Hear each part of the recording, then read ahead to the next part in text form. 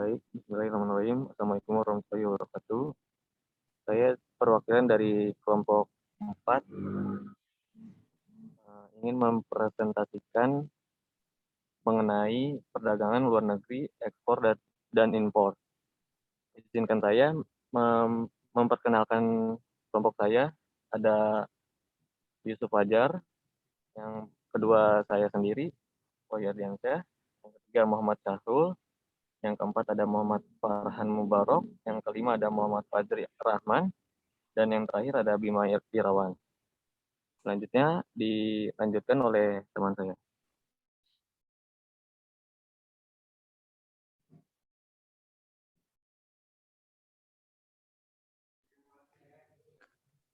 Perdagangan internasional.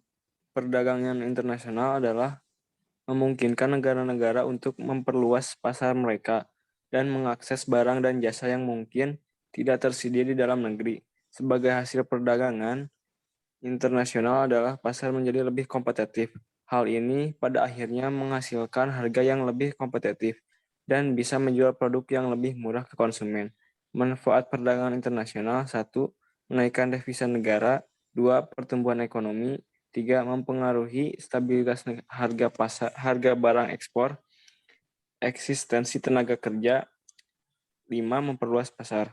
Perdagangan internasional bermanfaat untuk pemenuhan kebutuhan tiap-tiap negara, sekaligus juga mencari keuntungan guna meningkatkan pendapatan negara. Next. Faktor-faktor pendorong terjadinya perdagangan internasional. 1. Pemanfaatan pengetahuan dan teknologi. Jika suatu negara mengandalkan dan memanfaatkan ilmu pengetahuan dan teknologi yang baik, tentu akan memperbanyak jumlah produksi barang atau jasa dengan mutu dan kualitas jauh lebih baik dibandingkan negara lainnya. Kedua, ketersediaan sumber daya alam yang berbeda. Faktor pendorong terjadinya perdagangan internasional selanjutnya adalah adanya perbedaan kekayaan sumber daya alam. Setiap negara pastinya memiliki perbedaan kondisi geografis yang menyebabkan terjadinya perbedaan kekayaan sumber daya alam. Ketiga, belanja berdasarkan tren dan gaya hidup. Tren dan gaya hidup juga bisa menjadi salah satu faktor mendorong terjadinya perdagangan sosial. Misalnya, ada orang yang menyukai produk fashion yang bermerek ternama luar negeri daripada produk dalam negeri.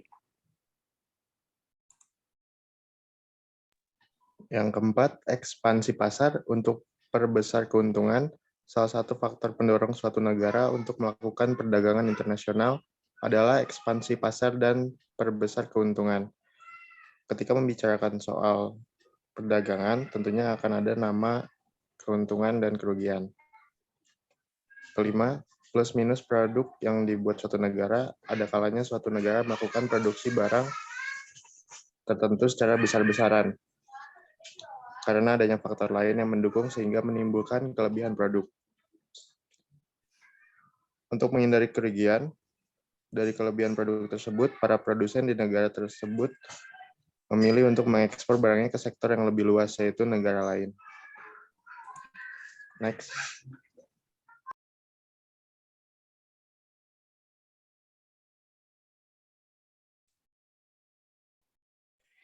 Ekspor dan impor. Ekspor merupakan kegiatan atau aktivitas mengeluarkan produk dan barang dari dalam negeri ke luar negeri dengan mengikuti standar peraturan beserta ketentuan yang berlaku. Kegiatan ekspor umumnya dilakukan oleh suatu negara yang mampu menghasilkan produk barang dalam jumlah besar dan jumlah tersebut sudah terpenuhi di dalam negeri. Tujuan dan manfaat ekspor: mengendalikan harga produk, menumbuhkan industri dalam negeri, menambah devisa negara, memperbanyak lapangan kerja. Next. Impor adalah suatu aktivitas atau kegiatan memasarkan produk barang dari daerah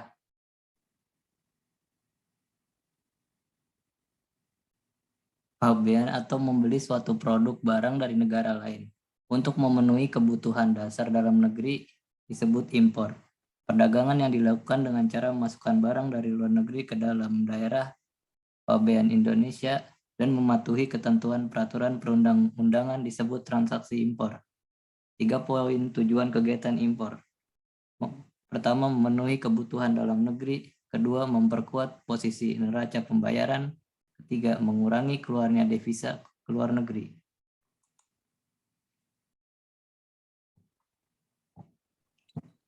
Kebijakan pemerintah terhadap perdagangan luar negeri. 1. Tarif bea masuk. 2. Larangan impor. 3. Kuota impor. 4. Subsidi. 5. Dumping. 6. Devaluasi. 7. Premi. 8.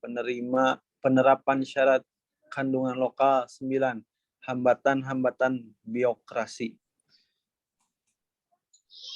Sekian dari kelompok kami. Kurang maafnya, semoga dimaafkan. Terima kasih.